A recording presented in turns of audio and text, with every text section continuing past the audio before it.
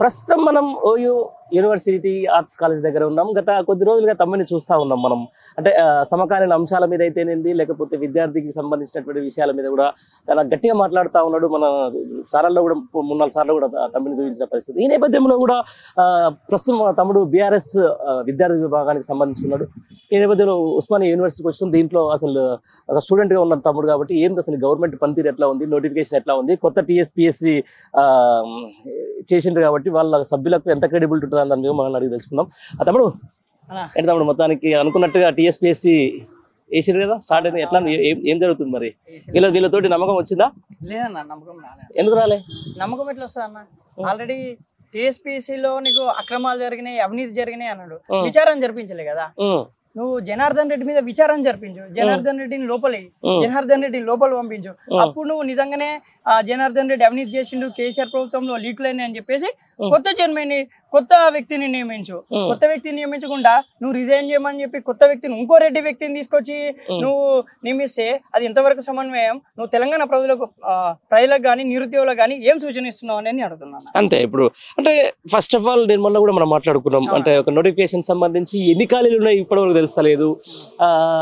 నిరుద్యోగులకు ఉద్యోగాలు ఏమో కానీ ఆ నిరుద్యోగులకు సంబంధించి ఎమ్మటేసుకొని తిప్పి ఇలా నాయకులైనటువంటి వెంకటకు ఎమ్మెల్సీ పదవి వచ్చింది.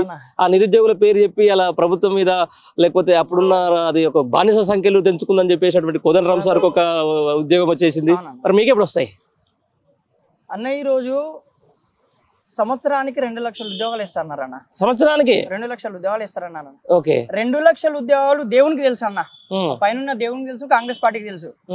ఈ రోజు కేసీఆర్ గారి ప్రభుత్వంలో అక్కడ ఎలక్షన్స్ వల్ల ఆగిపోయిన నోటిఫికేషన్ ఇంకా ఫుల్ఫిల్ చేస్తలేడు కదన్న. 2 లక్షలేమో దేవునికి ఎరుగు, అది దేవునికి తెలుసు, కాంగ్రెస్ పార్టీకి తెలుసు, రేవంత్ రెడ్డి మన గుంపమేశ్వరి గారికి తెలుసు. కానీ ఆగిపోయిన నోటిఫికేషన్ ఇంతవరకు ఫుల్ఫిల్ చేస్తలేడు. ఆగిపోయిన నోటిఫికేషన్ మీద స్పందన లేదు.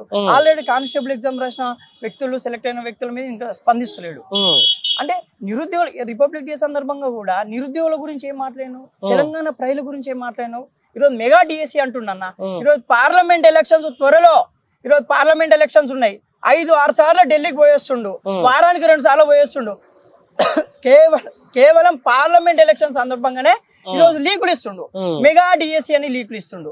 ఈరోజు నువ్వు వచ్చుడుతోనే ప్రభుత్వం ఫామ్ అవుతూనే నువ్వు నిరుద్యోగులకు శుభవార్త అన్నావు, నిరుద్యోగులకు ఉద్యోగాలు ఇస్తా అన్నావు. పైన 2 లక్షల ఉద్యోగాలు అన్నావు.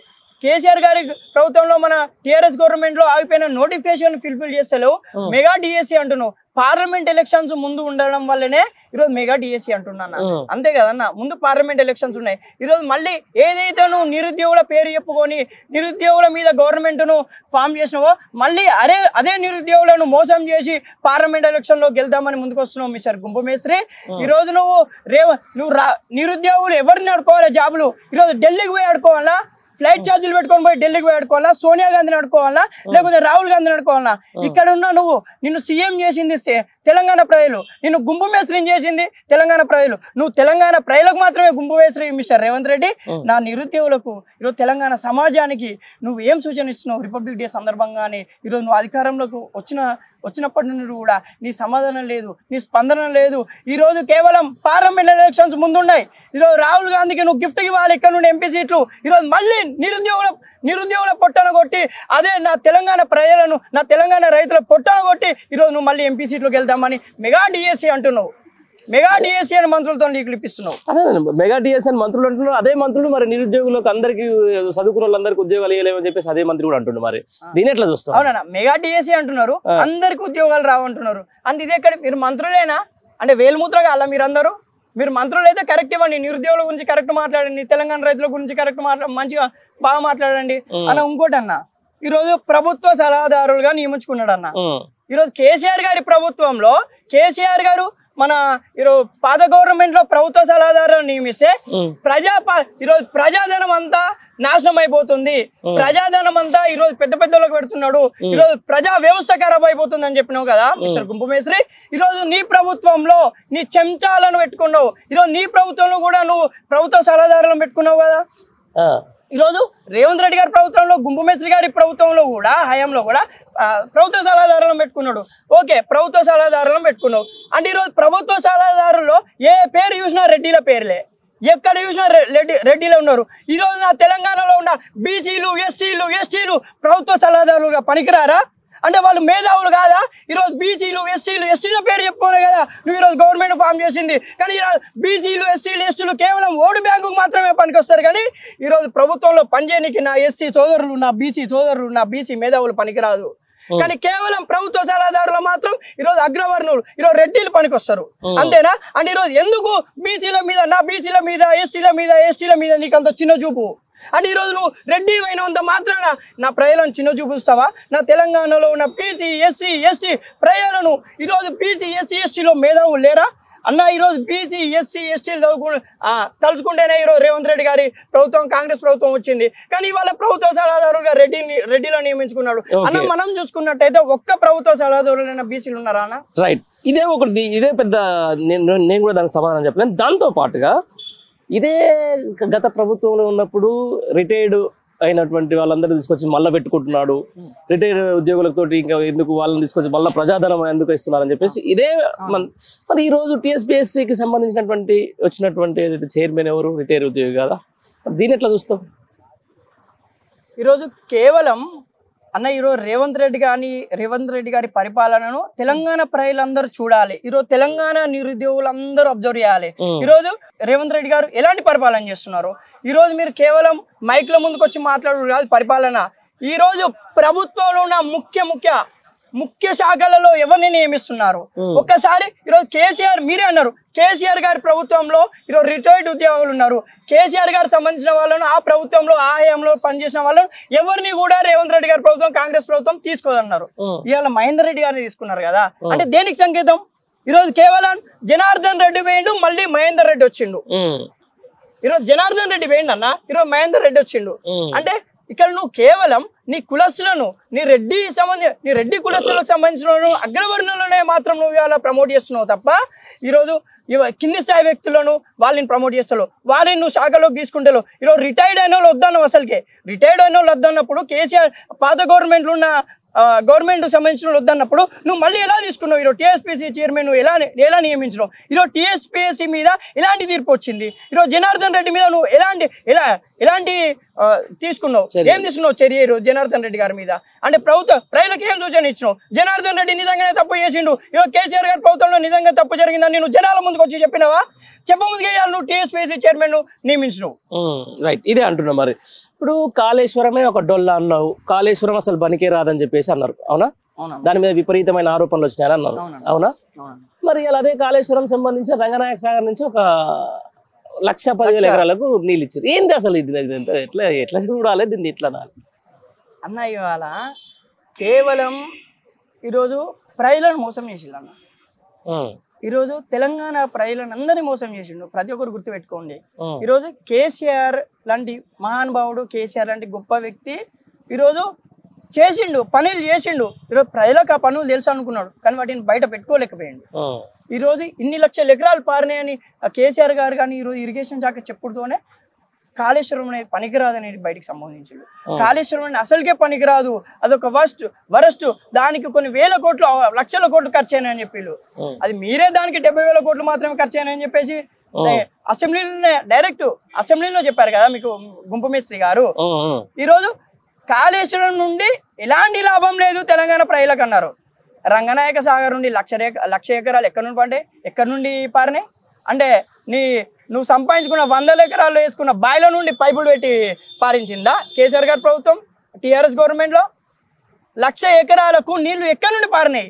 ఈరోజు మీ మంత్రి అయినటువంటి కొండ సురేఖ గారు మొన్న ప్రెస్ మీట్ పెట్టి ఈరోజు రంగనాయక సాగర్ నుండి 1,00,000 ఎకరాలు పారినాయని డైరెక్ట్ మీడియా ముందు చెప్పిండు. దానికి సమాధానం లేదా? ఈరోజు కాళేశ్వరం వేస్ట్ అండు, 1,00,000 ఎకరాలు ఎక్కడి నుండి పారినాయి? ఈరోజు తెలంగాణ ప్రజలకు ఏం సూచన ఇస్తున్నారు మీరు? ఈరోజు 1,00,000 ఎకరాలకు నీళ్ళు ఎక్కడి నుండి వచ్చినాయి? నీ ఇంట్లోకి వెళ్ళి ఇచ్చినావా, నీ బయటకు వెళ్ళి ఇచ్చినావా, నీ చేళ్ళకి వెళ్ళి ఇచ్చినావా? అది కాళేశ్వరం ప్రాజెక్టు నుండి కేసీఆర్ గారు కట్టిన ప్రాజెక్టు నుండే ఆ నీళ్లు వచ్చినాయి. 1,00,000 ఎకరాలకు నీళ్లు పారినాయి. ఈరోజు తెలంగాణ రైతులు చాలా కేసీఆర్ గారి హయాంలో 1,00,000 ఎకరాలకు నీళ్లు పారిన చాలా సంతోషంగా ఉంది. రైట్, దానికి ఎట్లా చూస్తావు 50 రోజుల పరిపాలన? 50 రోజుల పరిపాలన అంటే 50 రోజులు ఇంకా మా 100 రోజులే గడచలేదు, 50 రోజులకే క్వశ్చన్ చేస్తున్నాం. అంటే నీ 100 రోజుల పరిపాలన అయిపోయే వరకు అన్నం తినకుంటున్నాను రా బాయ్. అన్నం ఆకలి కాదా మాకు? మాకు దూప కాదా? నువ్వు మంచిగా డాలర్ అటు పోతాను, అమెరికా పోతాను, మంచిగా ఎంజాయ్ చేస్తున్నావు బానే. 100 రోజులు ఆగమంటున్నావు. 100 రోజుల దాకా అన్నం ఆపుకోవాలనా? అన్నం తినొద్దా? ఇంట్లో అన్నం పెట్టొద్దా? చేనులో నీళ్ళు పారించుకోవద్దా? అంటే నువ్వు చెప్పిన టైం ప్రకారం ఆగని అంటే నువ్వు చెప్పిన టైం ప్రకారం మేము ఆగలనా? అట్లయితే మేము తెలంగాణ ప్రజలం ఎందుకు అవుతాం? మేము తెలంగాణ యూత్ ఎందుకు అవుతాం? నేను గద్దె దించే వరకు మేము పోరాటం చేస్తాం. నీ ఫామ్ హౌస్ కానీ, నీ ప్రైవేట్ భవన్ కానీ, నీ క్యాంప్ ఆఫీస్ గోడలు బద్దలు కొట్టైనా సరే నిన్ను బయటికి ఇచ్చుకొస్తాం బిడ్డ. 100 రోజుల వరకు ఎట్లా అవుతామన్నా? అంటే మాకు ఆవేదన ఉంటుంది, మాకు మనోభావాలు ఉంటాయి. మా ఆవేదన ఎవరు గుర్తిస్తారు? ఈరోజు బయటకు వచ్చి ఇవాళ రిపబ్లిక్ డే సందర్భంగా నువ్వు తెలంగాణ నిరుద్యోగుల గురించి ఏం మాట్లాడబోతేవి? ఈరోజు తెలంగాణ రైతాంగం గురించి ఏం మాట్లాడబోతేవి? మా ఆవేదన ఎవరికి చెప్పుకోవాలి? ఈరోజు నా తెలంగాణ ప్రజలు ఎవరికి చెప్పుకోవాలి? ఈరోజు నా నిరుద్యోగులు ఎవరికి చెప్పుకోవాలి? తెలంగాణ రాష్ట్ర వ్యాప్తంగా ఉన్న నిరుద్యోగులు ఆవేదన ఎవరికి చెప్పుకోవాలి? చెప్పులతో కొడతారట రైతు బంధు అడిగితే. రైతు బంధు అడిగిన వాళ్ళకి చెప్పులతో కొడతారట. ఈరోజు అంటే ప్రజలను ఎంత చిన్న చూపిస్తున్నారంటే అన్న రైతు బంధు ఎందుకు అడగద్దన్నా? ఈరోజు పాత గవర్నమెంట్లో పాత ప్రభుత్వంలో రైతు బంధు పోయి ఎవరైనా కేసీఆర్ గారిని అడిగిల్లా అన్న? మాకు రైతు బంధు కావాలని అడిగిల్లా? అడగలే. అడగక ముందుగా నీకు రైతు బంధు పడేది, ఎంతో సంతోషంగా ఉండే జనాలు. అంటే ఇవాళ నేను రైతు బంధు అడుగుతున్నావు అంటే నువ్వు విఫలమైనవు. ఇవాళ జనాలు ఒక సీఎం ఉన్నావు, కాంగ్రెస్ పార్టీని, కాంగ్రెస్ ప్రభుత్వాన్ని, ఈరోజు తెలంగాణ ప్రజలు ఎన్నుకున్న కాంగ్రెస్ ప్రభుత్వాన్ని, అయ్యా మా రైతు బంధు ఎక్కడ ఉంది, అయ్యా మాకు రైతు బంధు ఇంకా పడట్లే అంటే ఆ రబ్బర్ స్టాంపు ఏలుముద్ర మినిస్టర్ వాళ్ళందరూ రైతు బంధు అడిగిన చెప్పుదాం కొట్టాలన్నట. మిమ్మల్ని అందరు కొన్ని రోజులు అయిన తర్వాత తెలంగాణ ప్రజలు నువ్వు పార్లమెంట్ ఎలక్షన్స్లో చెప్పులతో కొడతారు, ఉరికించుకుంటూ కొడతారు బిడ్డ. చెప్తున్నా అందరినీ. అంటే రైతులను అంత చిన్న చూపా? ఈరోజు రైతులు లేనిది, నిరుద్యోగులు లేనిది, ఊళ్ళో ఉన్న జనాలు లేనిది నీ ప్రభుత్వం ఎట్లా పాము? అలాంటి రైతులను నువ్వు విమర్శిస్తున్నావు ఈరోజు. అది మొత్తానికి last end of the day ఏం చెప్పదలుచుకున్నావు ఇలా? అంటే రిపబ్లిక్ డే సందర్భంగా ప్రజలకు అంటే ఈ ప్రభుత్వాన్ని ఏ విధంగా ఎండగట్టే ప్రయత్నం చేయాలి, లేకపోతే ఈ ప్రభుత్వాన్ని రేపు నిరుద్యోగులకు అన్యాయం చేయకుండా ఉండాలంటే ఏం చేయాలి? ఈరోజు ఎండ్ ఆఫ్ ది డే సందర్భంగా, ఈరోజు రిపబ్లిక్ డే సందర్భంగా ఈరోజు తెలంగాణ ప్రజలకు కానీ, మన గుంపు మేస్త్రి గారి కానీ, తెలంగాణ గుంపు మేస్త్రి అన్న ఒకటి, అన్ని రాష్ట్రాలకేమో సీఎం ఉంటే మా రాష్ట్రానికేమో గుంపు మేస్త్రి ఉన్నాడు అన్న. మహారాష్ట్రానికేమో జీఎం ఉన్నాడు. ఇది మా దౌర్భాగ్య పరిస్థితి అన్న, నిజంగా చెప్తానా. అంతేనా? ఈ రోజు తెలంగాణ ప్రజలకు కానీ, ఈరోజు కాంగ్రెస్ పార్టీ కానీ దండం పెట్టి చెప్తున్నా. ఈరోజు కాంగ్రెస్ పార్టీకి చెప్పేది ఒకటే, జాబ్ నోటిఫికేషన్ ఇవ్వండి, నిరుద్యోగులను ఆదుకోండి. మీరు జాబ్ నోటిఫికేషన్ చేసే వరకు నిరుద్యోగ భృతి వేయండి, రైతులకు సకాలంలో రైతు బంధు ఇవ్వండి. ఈరోజు ఎన్నో కోటి ప్లేస్ అప్లికేషన్లు ఇచ్చారన్న, వాటిని మీరు ఫుల్ఫిల్ చేయండి. ఈరోజు తెలంగాణ ప్రజలకు ఒకటే చెప్తున్నా, ఈ రోజు ఎక్కడెక్కడ నిలదీయండి. మీ ఊళ్ళోకి నాయకులు వస్తారు ఇప్పుడు పార్లమెంట్ ఎలక్షన్ సందర్భంగా, అది చేసాం ఇది చేసామని ఇప్పుకుంటా ఫ్యాషనల్లో దిగుతారు. ప్రతి ఒక్కరిని క్వశ్చన్ చేయండి. నా రైతు బంధు ఏది? నా ఇంట్లో అబ్బాయికి, నా కొడుకుకు ఉద్యోగం ఏది? నా కరెంట్ వస్తలేదు 2 గంటలు కరెంట్ ఏది? కేసీఆర్ గారి ప్రభుత్వంలో 24 గంటలు కరెంట్ వచ్చింది. కేసీఆర్ గారి ప్రభుత్వంలో నాకు రైతు బంధు పట్టేది. కేసీఆర్ గారి ప్రభుత్వంలో తెలంగాణ సస్యశ్యామలంగా ఉంది. ఇలాంటి అరాచకాలు ఎక్కడ జరగలే. ఈరోజు పోలీస్ వ్యవస్థ మొత్తం ఈరోజు రేవంత్ రెడ్డి కొమ్ము కాసుకుంటూ ఊళ్ళలో జనాలను కొడుతున్నారు. ప్రతి ఒక్కరు తరిమి కొట్టండి, తరిమి కొడితేనే బుద్ధికొస్తారు. ఈరోజు పార్లమెంట్ ఎలక్షన్స్ లో కూడా ఎవరు కూడా ఒక్కసారి మోసపోయినాం, మనం మోసపోయినాం. మన తెలంగాణ ప్రజలం, తెలంగాణ నిరుద్యోగులం, ఈరోజు తెలంగాణలో ఉన్న ఎస్సీ ఎస్టీ బీసీలం ఈరోజు కాంగ్రెస్ పార్టీకి ఓటేసి మనం మోసపోయినాం. ఈరోజు మనం ఏడ్చే పరిస్థితి వస్తుంది. 100 రోజులు కాదు 3 సంవత్సరాలైనా సరే కానీ ఆ పథకాలు అనేటి రావు. ఈరోజు 6 గ్యారెంటీలు అనేటి 420 హామీలు అనేటి ఫుల్ఫిల్ కావు. దయచేసి చెప్తున్నా, మీరందరూ క్వశ్చన్ చేయండి, ఎక్కడికక్కడ ఎండగట్టండి, ఎక్కడికక్కడ క్వశ్చన్ చేయండి. అస్సలు భయపడకండి. మన వెనుక కేసీఆర్ గారు ఉన్నారు, మన వెనుక టీఆర్ఎస్ పార్టీ ఉన్నది, మన వెనుక ఈ ఉస్మానియా యూనివర్సిటీ ఉన్నది, మన వెనుక తెలంగాణ నిరుద్యోగులు ఉన్నారని మీకు దండం పెట్టి చెప్తున్నా. ఎవ్వరు కూడా భయపడకండి. థ్యాంక్ యూ తమ్ముడు.